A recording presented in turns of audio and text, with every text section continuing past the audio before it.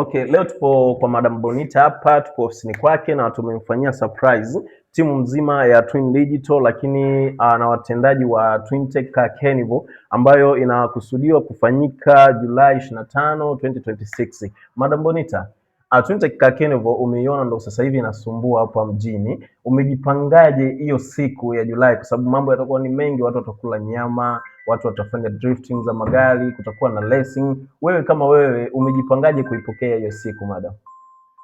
Habari kwanza. Ndio. Kwa mimi nimefurahi sana kwa ujio wa hiyo Twintech Car Carnival ambayo itafanyika tarehe 25 kama ulivyosema Julai na Ngwanda. Na kwa taarifa nilizonazo umesema mtaanzia barabara ya Shafia. Yeah. Niko more than ready kwa sababu nimefahamishwa kwamba kuna michezo mbalimbali itakuwepo, car racing, motorcycle pamoja na hizo mbio za baiskeli. Kwa hiyo ni michezo kama michezo mingine na mimi ni mwana michezo, kwa hiyo nitakuwepo na nimefurahi. Okay, so michezo itakuwa mingi.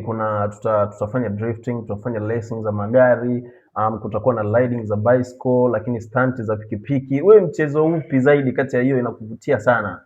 Bicycle riding. Bicycle riding. Kwa hiyo utakuja na baiskeli yako, utakuwa ni member wa ndani kabisa au wewe utakaa pembeni kuangalia? Mimi nitakuwa mshangiliaji. Wewe utakuwa mshangiliaji. Yeah. Kwa nini wewe unapenda bicycle? Hauwezi kurusha kidogo?